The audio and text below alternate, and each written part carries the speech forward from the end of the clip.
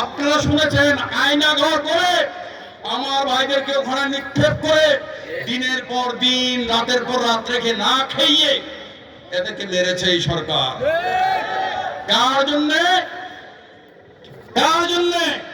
পার্শ্ববর্তী দেশের সরকারকে খুশি করার জন্য। আজকে আমরা যে জনপদে উপস্থিত হয়েছে, এই জনপদের মানুষ আমরা ইসলামী মূল্যবোধ নিয়ে বড় হয়েছি। আমরা সবাই পাঞ্জেগানা নামাজ পড়ি, পড়ি কিনা? আমরা মুসলমান কিনা?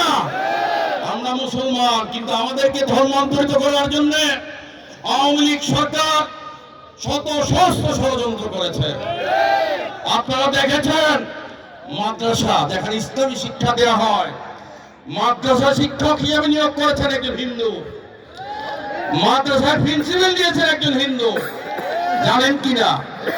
ইসলামিয়াত পড়েছি আমরা, যারা কলেজ ইউনিভার্সিটিতে পড়েছি, হাই স্কুলে পড়েছি, ইসলামিয়াত পরে প্রথমে ধর্ম সংস্কার সম্পর্কে শিখেছি, আমাদের নবী করিম সাল্লাল্লাহু আলাইহি ওয়াসাল্লামের জীবনী শিখেছি। কিন্তু তারা কি করেছে? ইসলামিয়াতে আমাদের নবী করিম সাল্লাল্লাহু আলাইহি ওয়াসাল্লামের জীবনী বাদ দিয়ে তারা কি করেছে? রামের জীবনে ঢুকিয়ে দিয়েছে, রামের জীবনে। জানেন কিনা আপনারা? এই জন্যই বলে তারা ষড়যন্ত্র করেছে এদেশের ভূখণ্ডকে নিয়ে, এদেশের মানচিত্রকে নিয়ে তারা ষড়যন্ত্র করেছে।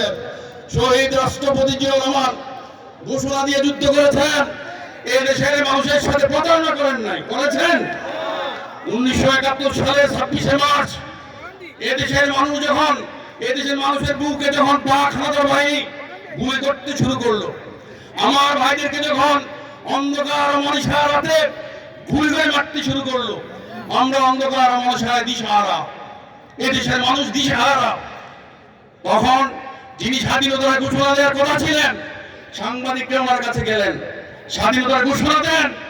উনি বলে, তোরা আমাকে বিপর্যস্ত করতে চাস? কিছুক্ষণ পরে পিন্ডির যারা এদেশে শাসন করেছেন, রাওয়ালপিন্ডি, ইসলামাবাদের লোকজন যারা শাসন করেছেন, রাওয়ালপিন্ডিতে উনি ফোন দিয়েছে, ফোন দিয়ে রিকোয়েস্ট করেছে, তোরা কি আমাকে মেরে ফেলবি? আমি এদেশে থাকতে চাই না, আমাকে একটি সেফ জোনে নিয়ে যাও। তখন পাক হানাদার বাহিনী এসে কি করলেন? যিনি